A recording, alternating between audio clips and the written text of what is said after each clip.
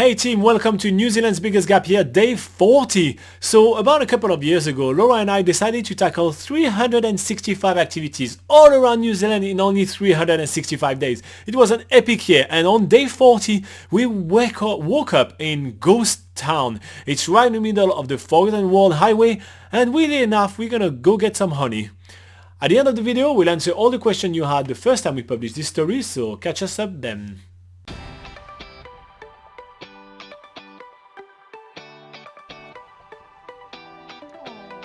Simon is getting some bee suits prepared for us, and when he comes back and shows us the bee suits, him and Robin get these really cool, like brand new yellow bee suits, and I sort of make a joke like, oh, you disguising to be a bee in those, and so basically they're suited up and they become one with the bees, while I get the old bee suit, which is a huge suit that used to be white and now it's covered in dirt.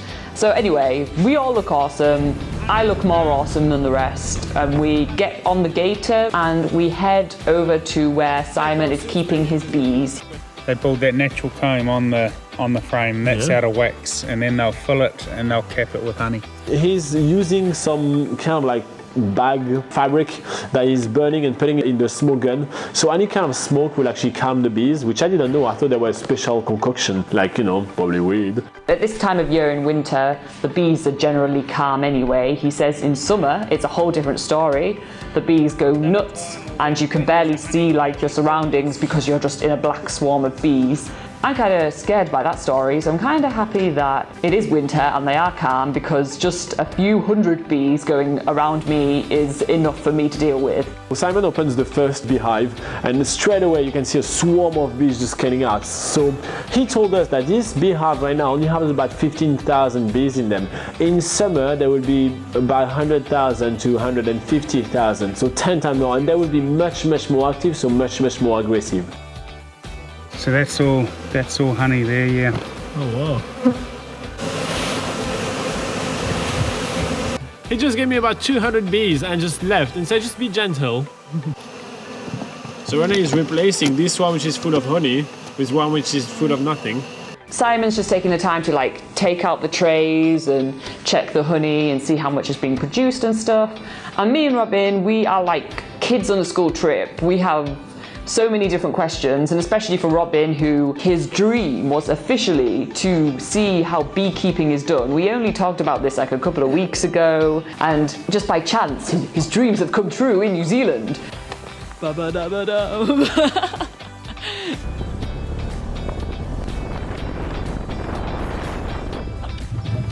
What an entrance. Oh wow, that's really liquid. It's incredible. It's just really different. Yeah?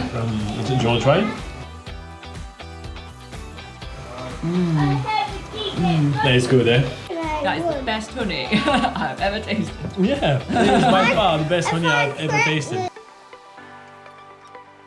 Are you guys gonna hold on tight?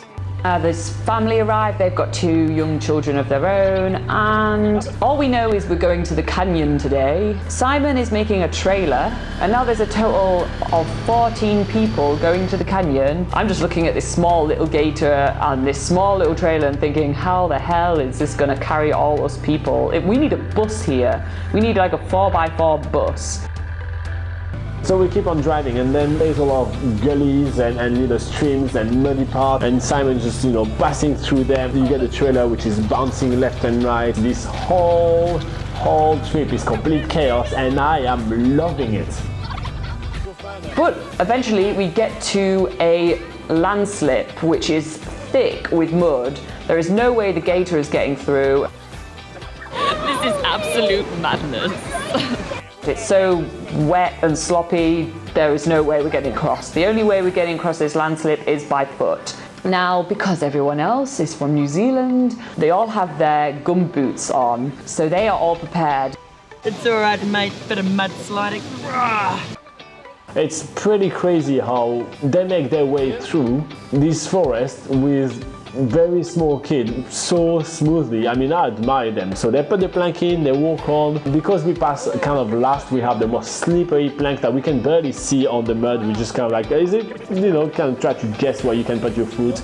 You kind of jump from one tree to another and try to, you know, like, oh. There is like some sharp branches and all of that. So yeah, just really hardcoring it through the mud, and that is pretty epic to me. We don't need gumboots, she said. She said we don't need gumboots. Easy. We're just slipping and sliding around and we're kind of like, this is crazy, like I cannot believe we're doing this, like what the hell. But it's also a lot of fun at the same time. It's kind of like you're laughing because it's like a crazy adventure and so unexpected as well. But nevertheless, we get through the landslip, we survive that section. Whew. There's just a short bit of track just to walk until we reach our final destination today. Along the way, there is a steep bit of cliff edge with some water trickling down. The kids run there, they already know it's there. They pick it up and start drinking the water and they're like, this is the freshest water you can get. That is fresh water. I could probably sell it at like Nice, find good H2O right there. So finally, we're doing our last bit of walking down the track. There's still one more plank of wood to get over. And we come into this huge opening. It's actually huge. Hello! The canyon is really gigantic. It's towering over 250 meters high all around us. I can't describe how amazing that is. So all the kids start scattering around, like running to the trees and then go have fun while, you know, all the adults having a nice cold beer, just kind of relaxing. You know, that's your good Sunday right here. It looks like an awesome place if you were to have a campground here or have like a festival. It looks like just a really awesome place. And we get this all to ourselves, except for there's 14 of us, so it probably does feel a bit like a festival here. It's time to go back exactly the way we came. But this time, you know, because we already know we can get over that landslip, it's easy enough to make our way back. What are we doing? The only thing we're a bit iffy on is how are they going to turn the gator and the trailer around in a track that is only as wide as the gator. But we just back up the trailer a little bit, back up the gator a bit, and we find like a bit that's a bit wide so you can navigate the gator around. Laura, what do you want to do when you grow up? I want to be a health and safety officer. What about you? A cop? Oh yeah. What about you? The world's famous soccer player or a Formula 1 driver.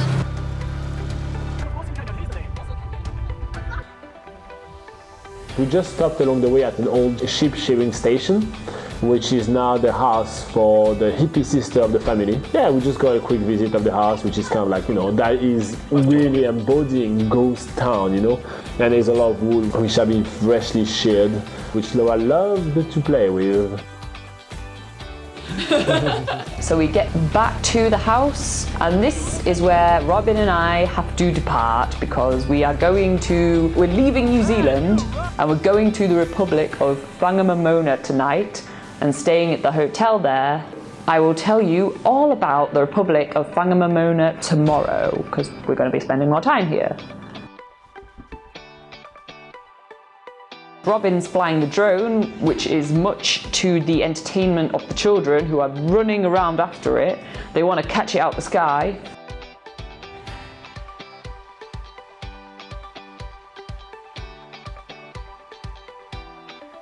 Alright, so that's definitely a place which is off the beaten track, fair enough, right? A lot of people actually just always stick to a couple of few places when they do travel guides and everything. We definitely go as far off the beaten track as it gets. So that's a day that we were really proud of ourselves. So there was no questions on this video. I'll be honest with you guys, a bit like yesterday, it's a place that so little amount of people know. Probably no one is ever going to find out about this video, but Tarangakao is definitely a place to visit. Anyway, some of the comments including, I love eating raw honey, homemade honey is delicious, I want to see more goats, because if you remember when we did the rail biking in Toramanui, we saw a ton of goats as well. And yeah, some people were surprised that only 14 people could live in an entire village and city, and yeah, that's why it's a village and not a city, actually even just a town. Actually, I wonder what's the difference between the town, the village and the city. If you guys know, put it in the comment below. By the way, if you do have any questions about traveling in New Zealand, put it in the comment below as well, or come and hang out with us live. It's at 8 AM every single Sunday New Zealand time. We sit on the couch, we chat about traveling in New Zealand, and we answer all your questions to help you plan the best trip possible in New Zealand. And if you feel like you want to read a bit more and learn more about New Zealand, this plant's attacking me, you can check out www.nzpocketguide.com. It's a website that Laura and I are writing, and it's literally the largest travel guide ever made to New Zealand, and it's always up to date, right, just for you. Anyway, thank you very much for watching. If you feel like giving us a like or subscribe, it's always cool. Otherwise, thank you for stopping by, and have a lovely day. Bye bye.